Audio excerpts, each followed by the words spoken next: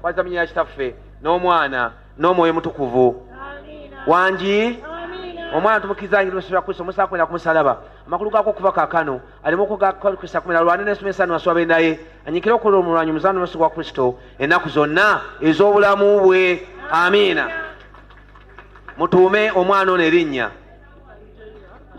ife njaira atwine kubata mnyina kitaffe n'omwana n'omwoyo mutukuvu wangi omwana tumukizangirwa Yesu Kristo musa kwenda kumusalaba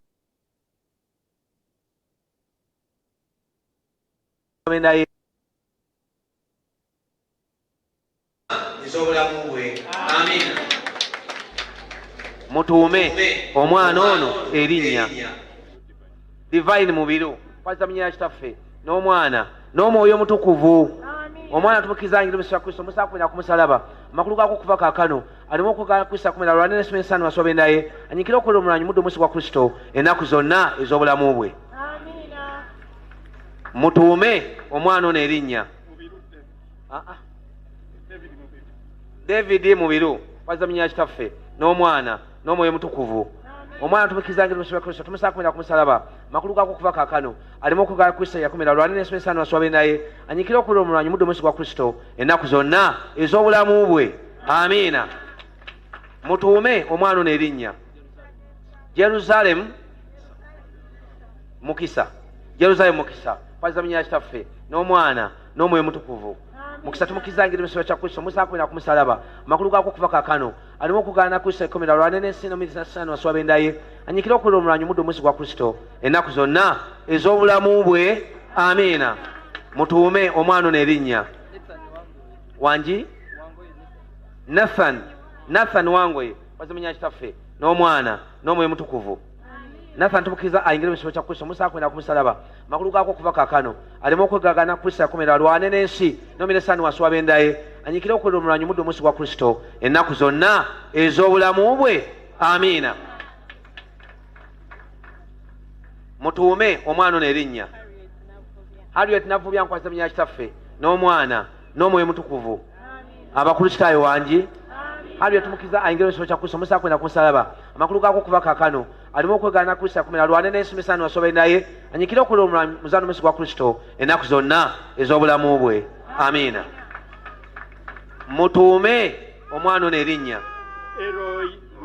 Eroi Lubulwa nkwanza mnyina kitaffe n'omwana n'omwoyo mutukuvu Eroi tumukizangirwa Yesu Kristo musa kwenda kumusalaba amakulu gako kuva kakano alimu okwegana Kristo yakomera lwane n'ensi n'omiresani waswabe naye anyikira okukola omulwanyi musi gwa Kristo ennaku zonna ez'obulamu bwe amina mutuume omwana ono erinnya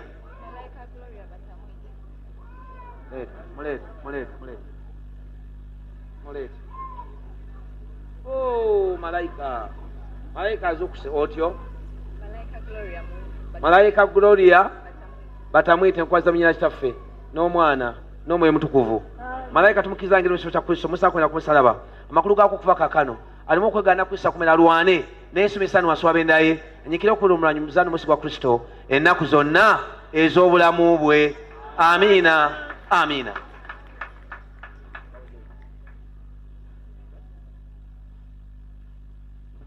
waliwo abatannaba kubatizibwa tulabika nga tuwumbawumba kale kambasabe mwenna muyimirire namusenga natangoba zendewowe naye wange yampitane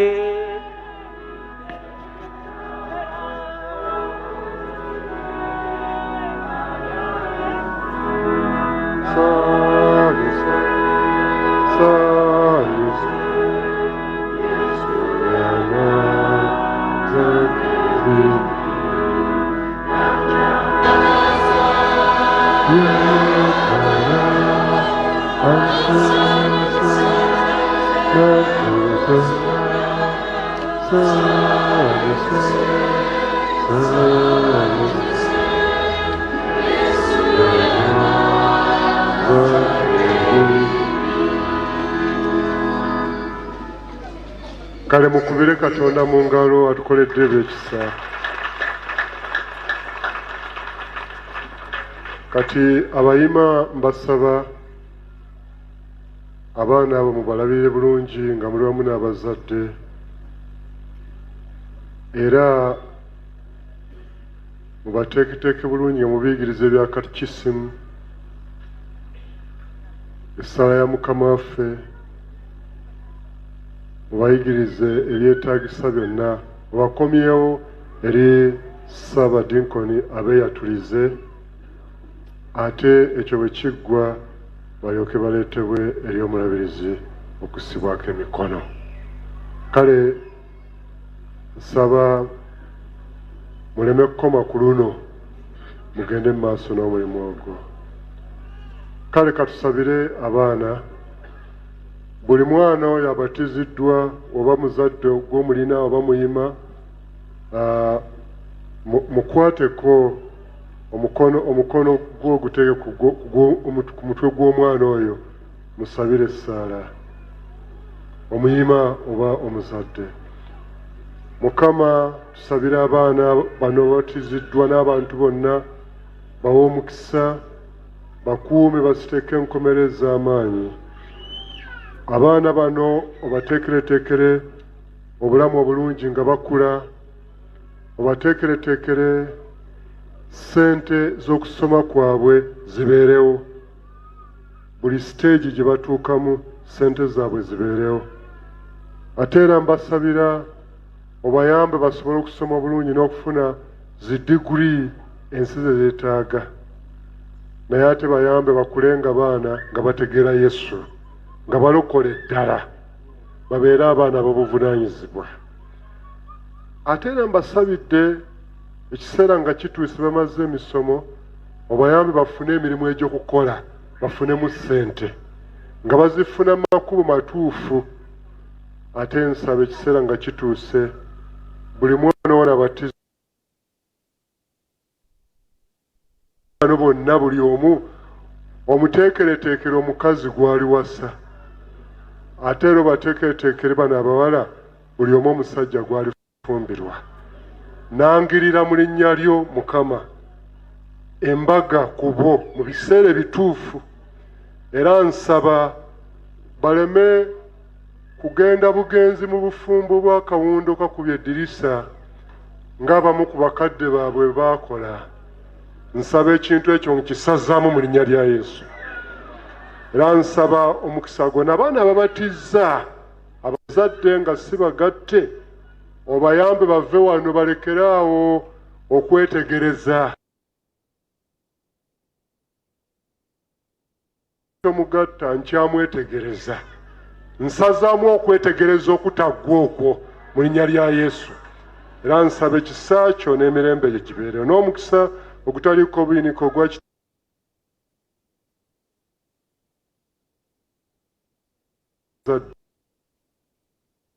kaakano n'emirembe ekitaggwaawo. Amen. Ekitiibwa kyo kinene ffenna nga tuyimiridde nga tuva ku batirizo. Page 25 in the order of service booklet or magazine. Ekitiibwa kyo kinene.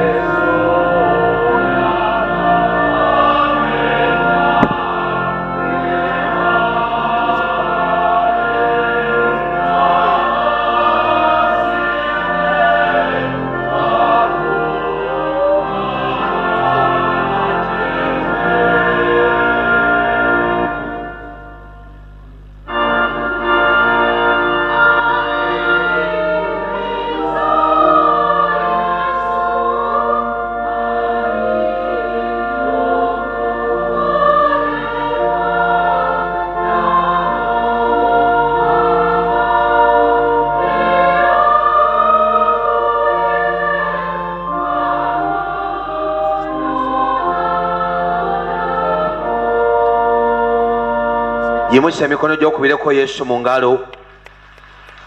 Teekako n'akalulu aka Yesu. Yimusa omukono otenderezeemu. Tukutendereza Yesu, Yesu oli mwana gwa ndega. Yesu omusaayi gunnaaziza era kale abalala mwenna mutuule, abagole abaami bayingire. Tujja kuyimba oluyimba olwo lwennyini ekitiibwa kyo kinene, abaami nga bayingira nga bwe bateekeddwateekeddwa.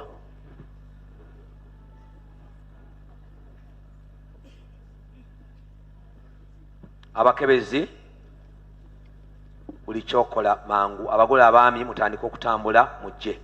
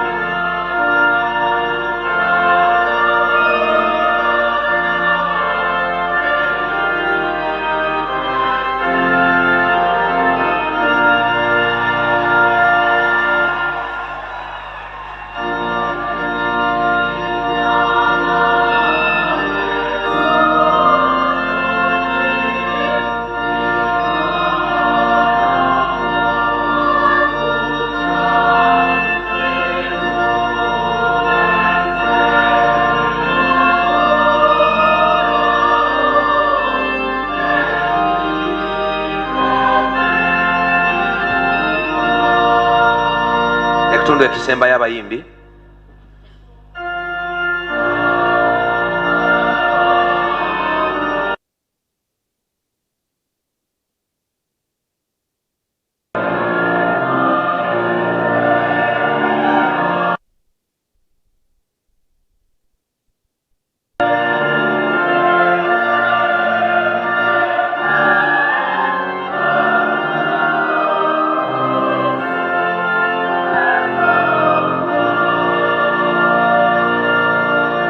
Mwenna munayimira 134 abagole abakyala nga bajja mujje nga mweterereka.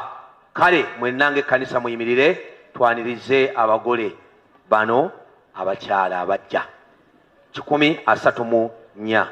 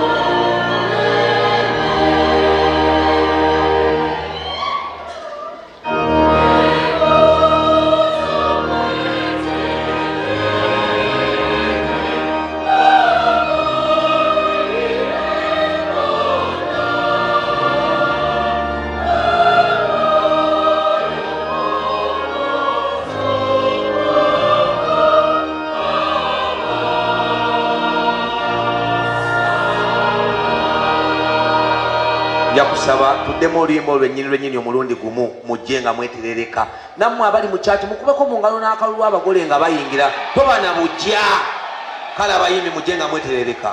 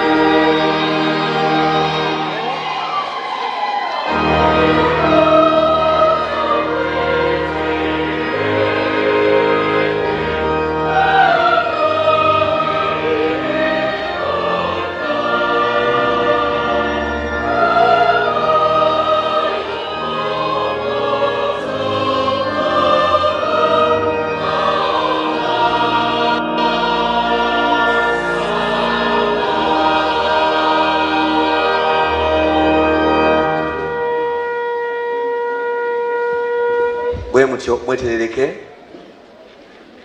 bwe mutyo mwe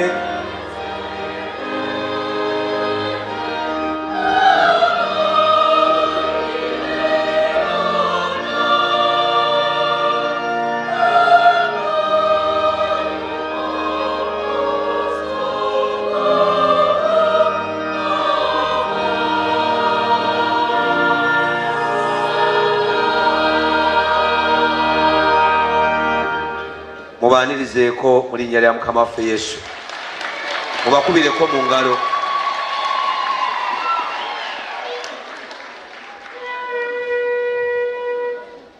Bwe nditunuulira ekitiibwa kyo ŋŋamba ntya weesiyemba bwe ntyo nyimba emirembe n'emirembe Yesu kuba engalo za Mukama anjagala wamma anakitalo munjagala anjagala olw'ekisa kye nangeramwa. Abaagalwa ennyo tukuŋŋaande wano maaso ga Katonda maaso g'ekibiina kino ogatta awamu omusajja ono n'omukazi ono. Omusajja ono Mulindwa Jonathan n'omukazi ono Nabwire Olivia. Omusajja ono Kaliba Moses n'omukazi ono Nakiini Maria Paulina. Omusajja ono Munyigwa Edward Kiberu n'omukazi ono Nasozi Betty. omusajja ono Upton John Moses n'omukazi ono Akwali Scovia, omusajja ono Lukwago Israel Smith n'omukazi ono Birabwa Joyce mu kufumbiriganwa okutukuvu. Kyekigambo ky'ekitiibwa kuno kyalagira abantu nga tebannaba kwonoona ekitwala kukatibwa kukusona ekkanisa okw'omwoyo. Ekigambo kino ekitukuvu Kristo yakisiima era kisaamu ekitiibwa byali mu Kana ekyeggaliraaya gyasookera okukola ekyamagero. Ekigambo kino Pawulo omutukuvu yakisiima nga kya kitiibwa eri abantu bonna. Kyekiva kigwanira omuntu obutakikwata nga tamaze kulowooza ng'akyanguyiriza olw'okwegomba obwegombi okw'omubiri, naye akikwate ng'atya, ng'alowooza, ng'ateeseza bulungi, nga yeegendereza, ng'atya Katonda bw'ategeera okufumiriganwa kyekwava kulagirwa. Ekyolubereberye kwalagirwa bombi babeere wamu, basanyusaganenga, babeeraganenga bwe kibagwanira bombi mu bulungi ne mu bubi. Ekyokubiri kwalagirwa abaana bazaalibwenga, bagunjulwenga mu kutya Katonda, erinnya lye ttukuvu litenderezebwe. Ekyokusatu kwalagirwa okuwonya obwenzi, abantu abatayinza kubeerera awo bawasenga, bafumirwenga, beegenderezenga ng'ebitundu ebirongoofu by'omubiri gwa Kristo.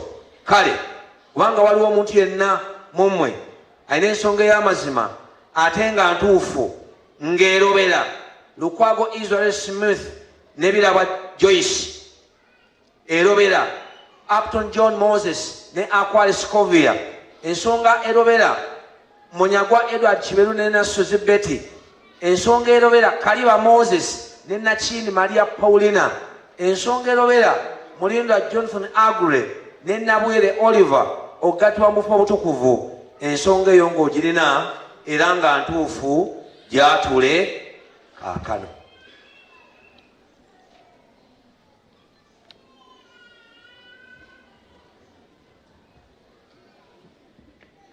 Oluvannyuma sirika busirisa ennaku zonna ez'obulamu bwo. Abala mutuule okuggyako abagole n'abakalabalaba baabwe.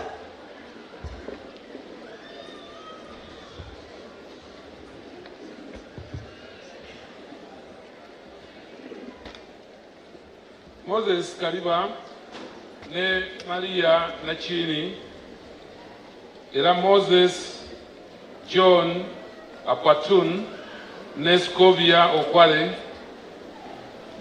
Edward Munyigwa Kiberu ne Betty Nasozi, Agre Jonathan Mulindwa ne Olive Nabwire, Israel Smith Lukwago ne Joyce Birabwa. Mbagamba era mbalagira mmwe mwembi kinababirye nga muliddamu ku lunaku olw'entiisa olw'omusango ebigambo eby'ekyama omutima gyonna birabika. Omu ku mmwe oba ddala ng'amanyidde ddala ensonga ate y'amazima ebalobera mmwe okugattibwa obulungi mu kufumbiriganwa, ekiseera kyammwe kye kino okugyatula kaakano, kubanga mutegeere ddala nti abantu abagattibwa ng'ekigambo kya Katonda bwe kitalagira, abantu abo tebagattibwa Katonda, n'okufumbigana kwabwe kuba kwa nsobi. Kyenva mbabuuza, Moses Kaliba ne Moses Kalibarwa, olina ensonga? Sirina nsonga. Ate Maria Nachini? Sirina nsonga. Moses John Apatun, olina ensonga eggana okugattibwa ne Scovia? Sirina nsonga. Okwale ate Scovia? Sirina nsonga. Edward Kiberu Munyigwa, olina ensonga eggana okugattibwa ne Betty Nasozi? Sirina nsonga yonna. Ate ye Betty? Sirina nsonga. Jonathan Agri Mulindwa, olina ensonga eggana okugattibwa ne Olive Nabwire? Sirina nsonga yonna. Ate ye Olive? Sirina nsonga. Israel Smith Lukwago, olina ensonga eggana okugattibwa ne Joyce Birabwa? Sirina nsonga.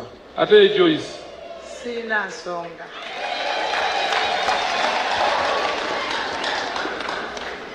Kale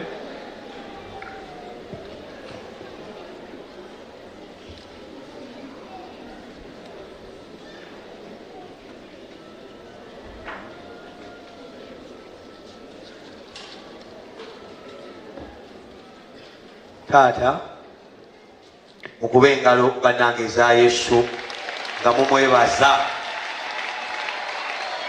Mukube engalo eza Yesu nga mumwebaza n'akaluulu. Haleluya! Haleluya!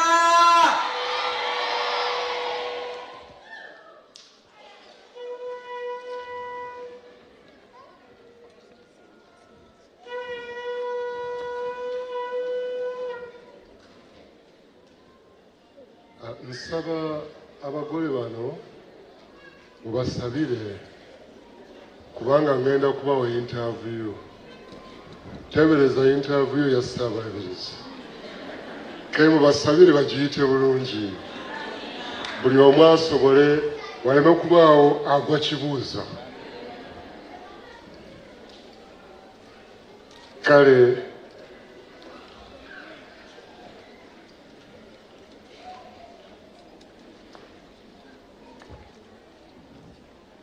njala kubuuza abasajja bano. Moses Kaliba era wamu n'ono naye John Moses Agwatun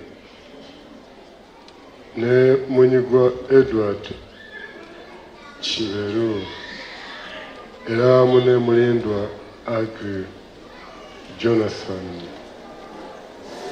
ne Lukwago Israel Smith. Njagala okubabuuza gwe Moses onowasa omukazi ono Maria era naawe Edward onowasa omukazi ono Nasozi Betty Agri onowasa omukazi ono Nabwire Olive Lukwago Israel onowasa omukazi ono Biraba okuba mukazi wo okubeera naye nga Katonda bwe yalagira mu kufumbiragana okutukuvu onoomwagalanga onoomusanyusanga onoomussangamu ekitiibwa onoomukuumanga mulwadde era nga mulamu onooleka abakazi abalala bonna n'obeera ne mukazi wo ono yekka gw'olonze mu bangi ennaku ze mulimala nga muli balamu mwembi. Naakolanga bwentyo. Nakolanga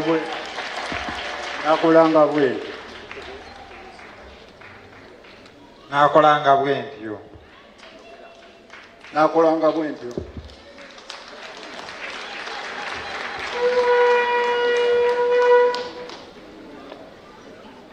Maria Nashin era ne Scovia Akwale awamu ne Betty Nasos Olive Nabwire Joyce Dylan onoofumbirwa omusajja oyo eyakulonze mu bangi okuba musajjawo okubeera naye nga Katonda bw'alagira mu kufumbiragana okutukuvu onoomwagalanga onoomusanyusanga onoomussangamu ekitiibwa onoomukuumanga nga mulwadde era nga mulamu onooleka abasajja abalala bonna n'obeera n'omwami woono yekka ennaku ze mulimala nga muli balamu mwembi. Naakolanga bwentyo.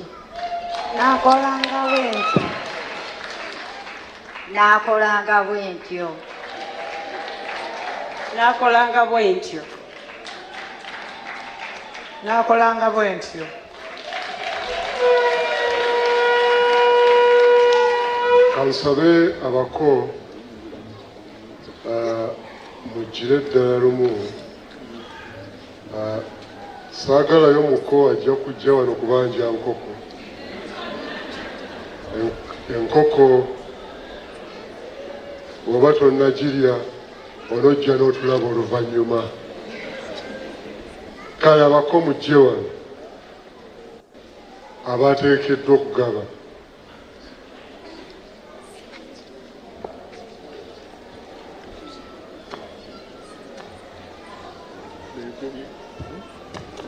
bananga bakomujje buli omu ayimirire awali mwannyina era omugole omukwasa omusumba oyo akuli okumpi yangu awe bakutendese awali mwannyoko saidi zeeno batandise babula amangu ago babakyusiza gavunga enyuma kale kubirako Yesu mu ngalo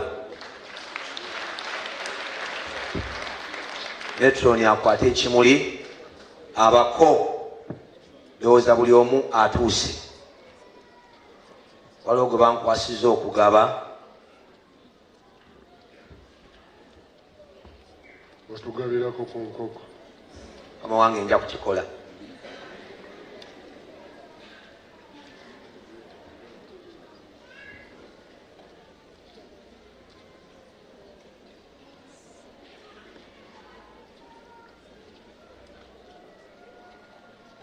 kale buli omu atunuulire munne oba mumaze okubawaayo otunuulire oyo omwami wo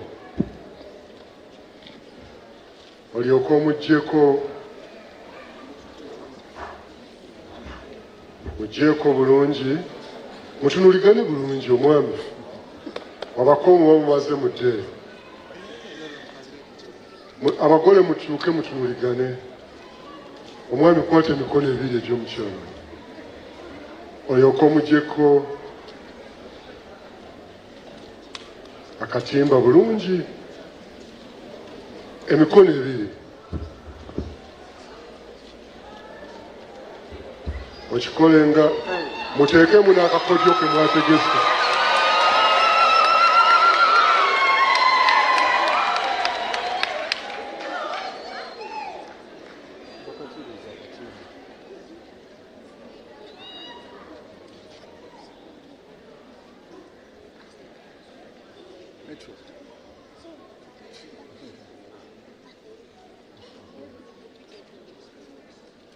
kale sobawe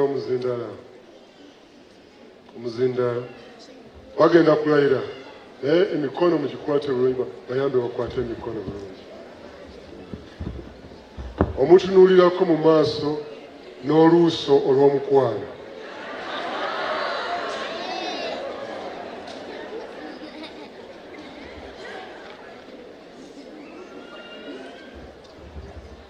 muzindala tulina gulaye gujja kukola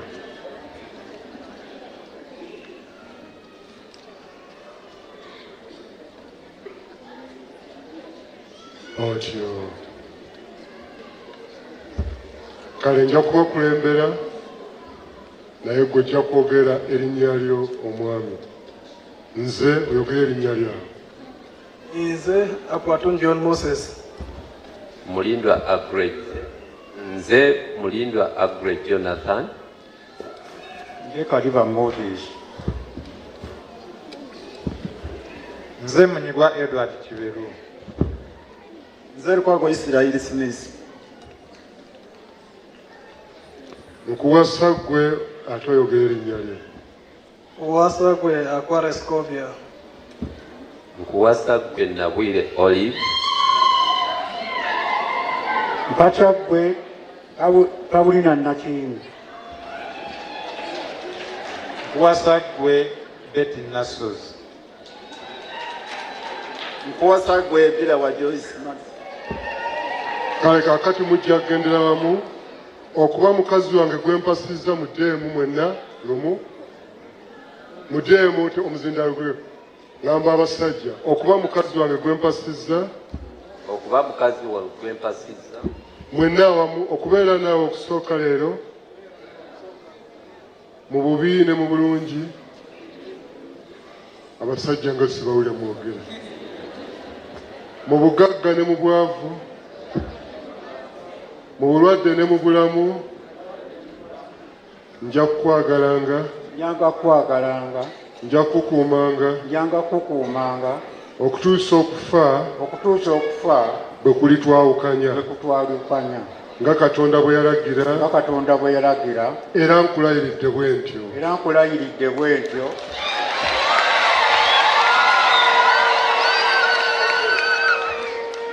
abakyala ttaani yammwe nze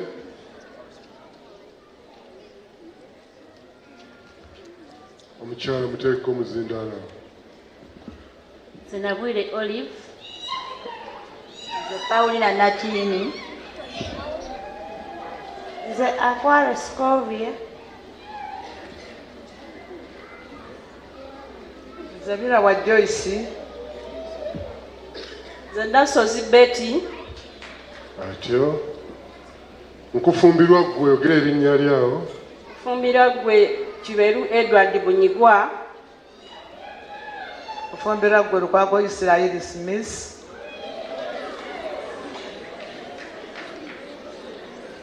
Kufumbirwa ggwe Moses Kaliba. Kufumbirwa ggwe Mulindwa Jonathan Agre. Kufumbirwa ggwe Moses John Apwatun. Okuba bazee wange gwe nfumbiddwa mugendere wamu. Abakyala sibawulira. Okubeera naawe okusooka leero mu bubi ne mu bulungi, mu bugagga ne mu bwavu, mu bulwadde ne mu bulamu, nja kukwagalanga, nja kukukuumanga, nja kukuwuliranga okutuusa okufa bwe kulitwawukanya nga Katonda bwe yalagira era nkulayiridde bwe ntyo. Amiina.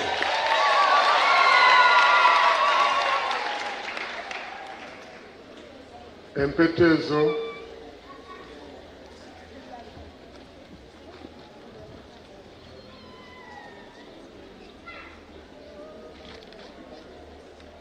Babestman muleete empeta. Kansabe omusumba bagikwata Mukama wange, kansabe taata ojja omulabirize. Kansabe ejjo Mukama wange omulabirize. Mukubeko engalo abooluganda.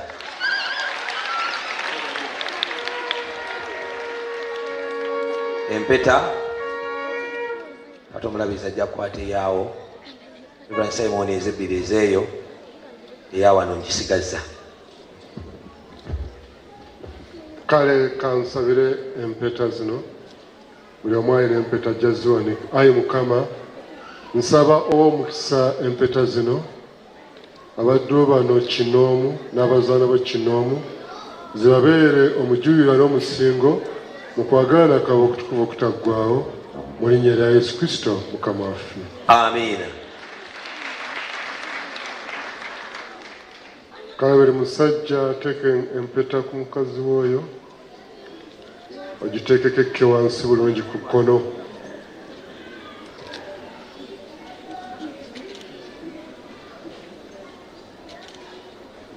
Giteeke omusajja ateeke empeta ku mukyala w'oyo ku mukono gwo ogwa kkono nga w'omusuulirayo n'oluusi olw'omukwano empolempola.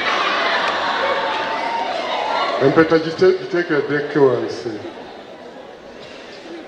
Kale njagala oyogera erinnya lyawo ng'ogikutte bulungi. Atyo mugamba ow'omukwano, nkuwasa n'empeta eno, nkussaamu ekitiibwa n'omubiri gwange, nkuwa ebintu byange byonna eby'omu nsi n'okwagala kwange kwonna mu linnya lya Kitaffe n'Omwana n'Omwoyo Omutukuvu. Amiina.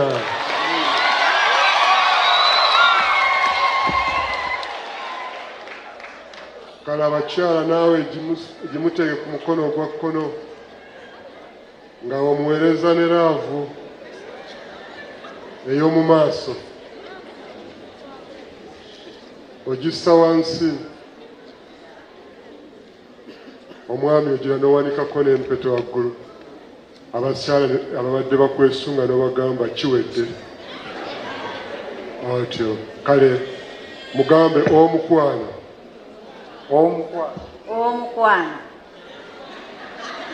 nkufumbirwa n'empeta eno, nkussaamu ekitiibwa n'omubiri gwange,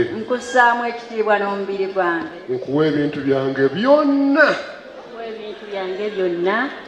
eby'omu nsi eby'omu nsi n'okwagala kwange kwonna n'okwagala kwange kwonna mu linnya lya kitaffe ya kitaffe n'omwana n'omwana n'omwoyo omutukuvu. n'omwoyo Amin.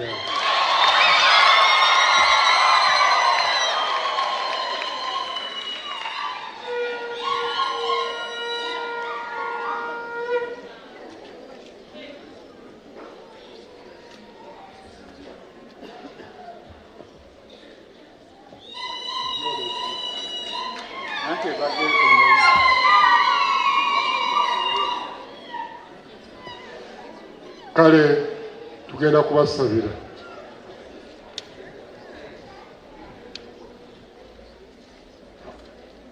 Buli musumba ali awo kwata omukono ogwo Bishop. Kale abooluganda, Katonda kyeyagatta wamu omuntu yenna takyawukanyanga. Kubanga ab'emikwano bano Kinnababire bakkiriziganyizza okufumbirigana mu butukuvu. Era kino bakikoze nga batoola empeta n'okukwatagana mu mikono. Balayiiganye bwe batyo, bakkiriziganya bwe batyo. Kakati mbogerako nti ono ye musajja n'omukazi amu bafumbiriganye mu linnya lya kitaffe n'omwana n'omwoyo omutukuvu. Amiina. Kale Mukama abawe omukisa abasiteeka enkomera ez'amaanyi. Mukama abawe omukisa abasiteeka enkomera ez'amaanyi. Mukama abawe omukisa abasiteeka enkomera ez'amaanyi. Mukama abawe omukisa abasiteeka n'enkomera ez'amaanyi. N'omukisa ogutaliiko buyinike ogwa kitaffe omwana omwoyo omutukuvu gubakuume, mugende mwagalane ng'abaakalabagana. Mukama abawe omukisa ogutaliiko buyinike. Mukama abawe omukisa abakyali abato muzaale abaana. Amiina. Ate nammwe abakuzeemu nga mukyasobola okuzaala, Mukama abawe ekisa ekyenjawulo muzaaleyo akaana ak'empeta. Amiina. Omukisa gubabeereko guleme okubavaako emirembe n'emirembe. Amiina. Tukutendereza Yesu, Yesu oli mwana gwa Ndenga, Yesu omusaayi gunnazizza era nebaza. Abagole babuuza ku Ssaabalabirizi n'omulabirizi abawubira kajjamu bagenda okutula mu bifo byabwe. Tujja kujja basayininga empolampola kwaya muyimbe. Ekisabo kyo kituuse olwaluna lwe mwagala okwagala okutagwawo.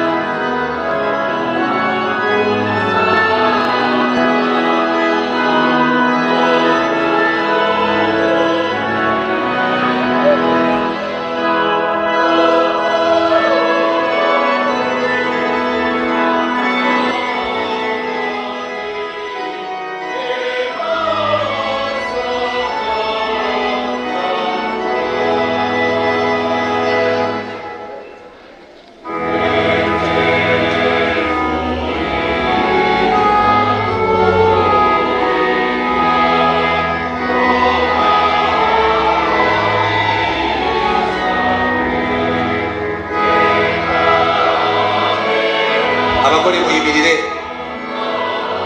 ffenna abakristaayo tuyimirire, tuyimire tuyimbe oluyimba olwo.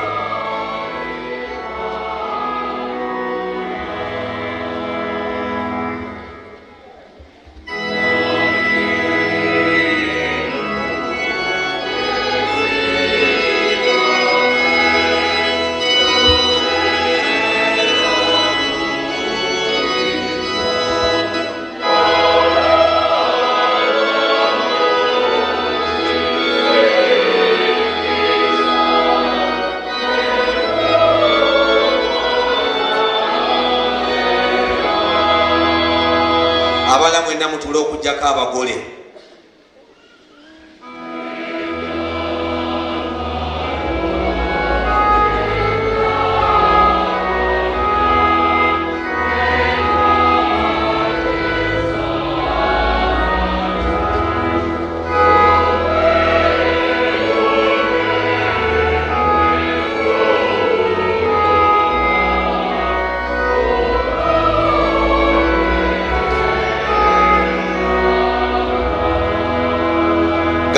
Okubireko abayimbi baffe mu ngalo abawano. Asaba abagole abaami mutuuze bakyala bammwe. Mubatuuze kati katandise. Buli mugole omwami tuuza mukyala wo bulungi. Metroni ekyokukola okimanyi katimba weefeeko. Buli metroni fa ku katimba ako.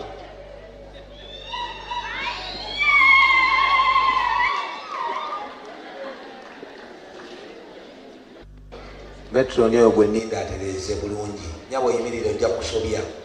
Yimiriro otereeza akatimba ku mugole. Mugole. Kola busuulu. Gamba omugole oyo ono. Jangu oyo. Atereeze omugole oyo. Oli mabega. Metroni obutimba mutereeze bulungi. Mothers Union mutuyambe. Abaana ba Metroni balabika abaluddewo. Kati mwe mungattireko awo. Nja kutwala kiseera kino okwaniriza.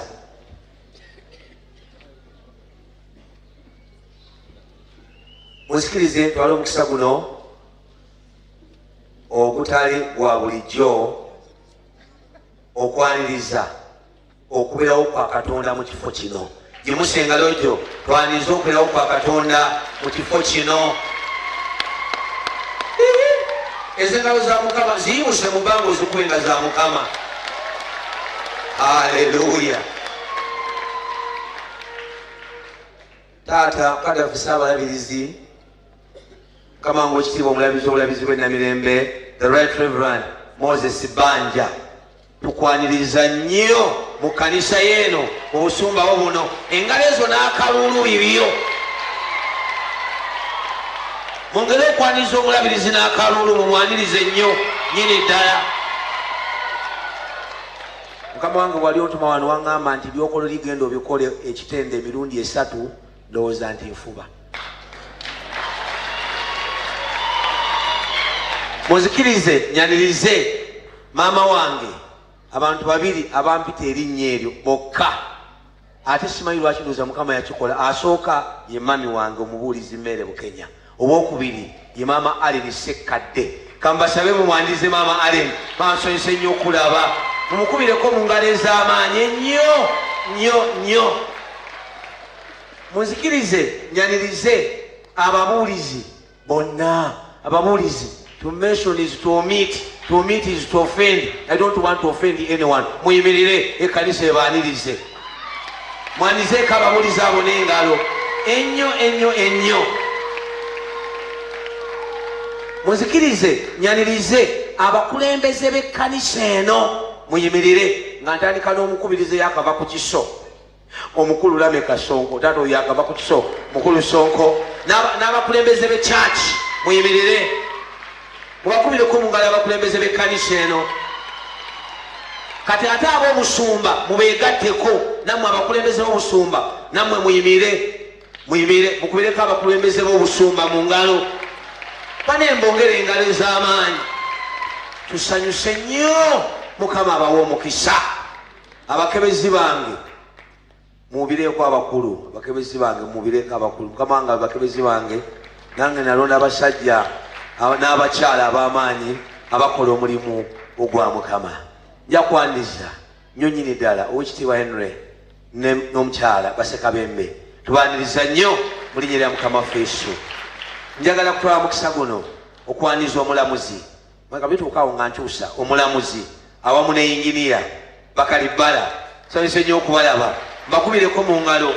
Busuulwa Junior simanyi kye wankoze naye ogwo omusango gugwo. Nja kutwala omukisa guno ate okwaniriza Dokita Dungu. Mukwate engalo mumwanirize, mumukubireko mu ngalo. Nja kwaniriza omukulu w'essomero erya Kitende Church of Uganda Primary School.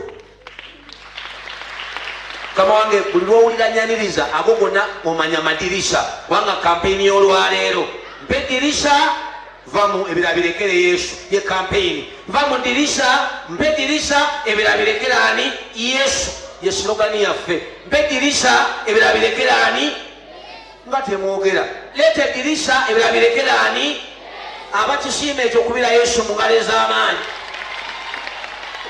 Ingeri akamugoza tukwaniriza nnyo ng'oyimira nga bakubira mu ngalo. Omulangira Kabanda n'omuzaani tubaniriza nnyo mukubire mu ngalo. Ingeri akadibala nammaze Mwami Grace Lukwago tukwaniriza nnyo. Chairman PTA Kitende tukwaniriza nnyo. Omukulu Eddie Atmaya tukwaniriza nnyo mukubireko mu ngalo. Mukyala Debula Namwanje tumwaniriza nnyo. Akulembera abakazi abakristaayo mu busaabadikoni bw'Entebe Mama Monica tukwaniriza nnyo. Omukulu w'essomero lya Commune High School mukulu Kitonsa tukwaniriza nnyo. Omukulu Bamwite Nelson tukwaniriza nnyo. Miriam Johnson Director naawe tukwaniriza nnyo bakubire mu ngalo bannange. Mwami Sekidde naawe tukwaniriza nnyo mukube mu ngalo. Nina abayitirivu Musaale Sisa naawe tukwaniriza nnyo. Dr. Matia Luwanga Bwanika mumukubire mu ngalo. MP yesimyewo badengera okuleeta obuzibu. Buzibu South kama wange oyo ye yatuwadde n'emizindalo gino obwedda kisankalanye kasitaze bwati ne girama mumukubireko mu ngalo mukulu Mwanika kane mukubireko mu ngalo so twaniriza nnyo kama feesu yebazibwe. Mukulu Byekwaso Patrick tukwaniriza. Mama Ndage tukwaniriza. Nakiganda tukwaniriza. Katoyendo tukwaniriza. Nakiganda Charles Steven tukwaniriza. Nakazibwe tukwaniriza. Owefume wa Lusimbi wanga amadisa abiri nkogeddeko yimira bakubire mu ngalo nsanyusa okulaba. Omulangira Ndawula mukebezi wange nsanyusa okulaba. Abantu ba Katonda mwenna mukkirize nti Yesu abalabawo. Nkwatirako mu ngalo nebo mugambe Yesu akulabawo. Ababa mugambe Yesu akulabawo. Mugambe Yesu akwaniriza. Yimuse emikono gy'okubira Yesu mu ngalo ez'amaanyi ennyo. Njagala kwaniriza akulembera abakazi abafumbo mu busaabadikoni bw'Entebe omukyala Kiggwe tusanyusa okulaba. Nja kwaniriza nnyo abali ku SM Great Commission Network mutimbano gwa YouTube muyimuse emikono gyamwe mukubireko abantu abo abakwata n'abatulaba.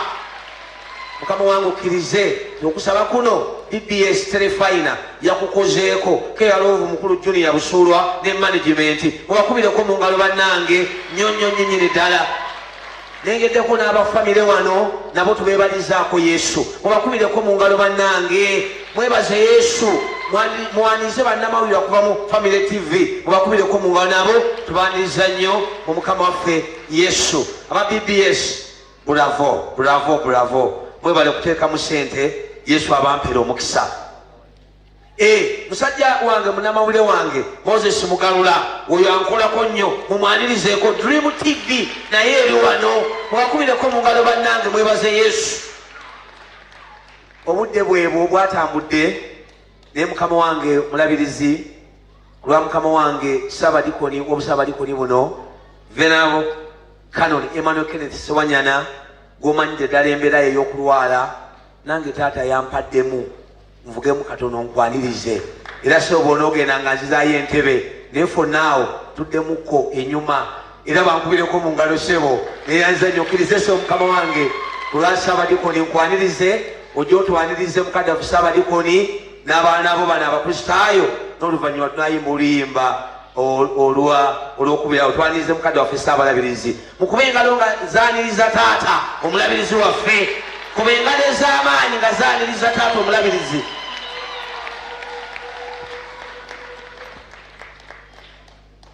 Obudde bweyolekedde. Ssebo Reverend Samuel Muwonge ali mu mbeera ezo ebbiri ng'omusumba ate era ali mu kifo kya Ssaabadikoni kaakano. Sabadikoni munafunafu naye mukama amujjanjaba.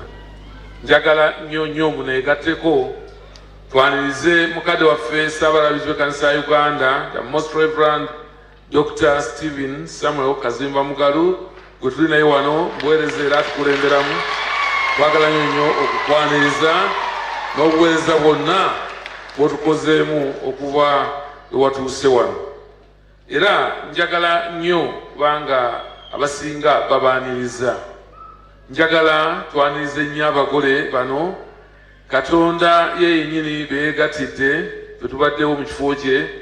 Kale mubakubireko mu ngalo oba oli awo ze mutannakubako nga tubayozaayoza. Era njagala okuyozaayoza abaana abo bonna be tumaze okubatiza nabo bagole. Abantu abo be tubatiza nabo mubakubireko mu ngalo ez'amaanyi.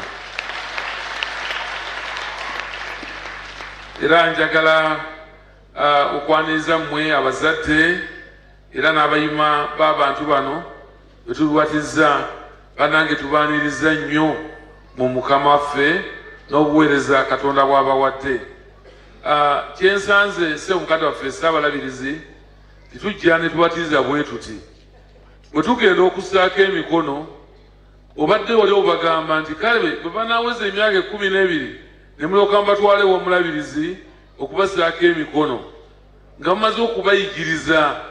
Abazadde bulidde n'abayima Ssaabalabizi abategeeza mulina obuvunaanyizibwa okubayigiriza okusaba kwa Mukama waffe, amateeka 10 ate era n'enzikiriza n'ebyo byonna ebigwanira omukristaayo okumanya n'okutambuliramu mu lugendo lw'obukristaayo Katonda mwamwaniriza olwaleero.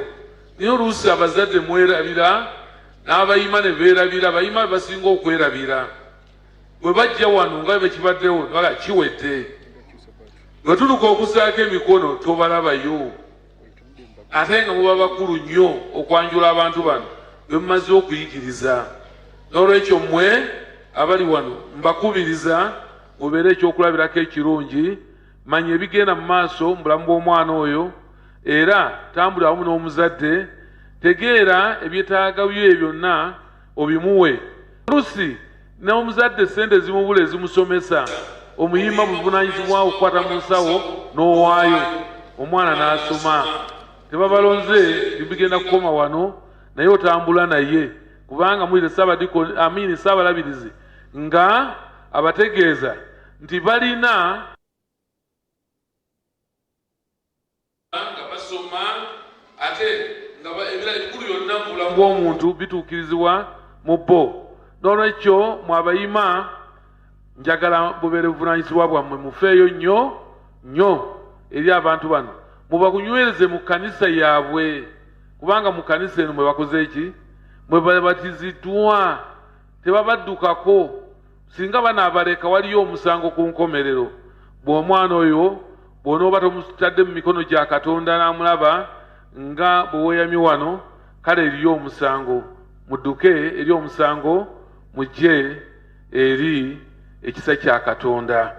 Ekyo nno njagadde nkinyweze se omukadde waffe Ssaabalabizi okutegeeza abantu bano. Nammwe ba Bestman ne ba Metron, nammwe buvunaanyizibwa. Temuga nti muli mu bintu ebinaava wano ne bikoma. Mubasabire bano ate era mutambule wamu nabo banywere mu lugendo olujja lwe batandise olwaleero olw'obufumbo obutukuvu. Mukama mbakubireko mu ngalo. Mufuuse enkoko njeru. Kaakano temujja kutwekweka, kaakano muvuddeyo era Katonda ajja babeera okutambula obulungi. Njagala nnyo ngatte eddoboozi lyange baaniriza buli omu era bategeezezza bwe baaniriza mulina obuvunaanyizibwa. Musumba abagambye, naye kanyanirize maama waffe Maama Allen Ssekkadde. Maama, tusanyuse nnyo okukulaba. Mukama yeebazibwe. Abakulu abaala mwenna, mukoddomi wange bwanika ntunuulira bakuwaniriza, nange nnyongeddeko. Era ssebo ne mukulu Ssekabembe ne maama tubaaniriza nnyo. Mwebale, muyimba bulungi.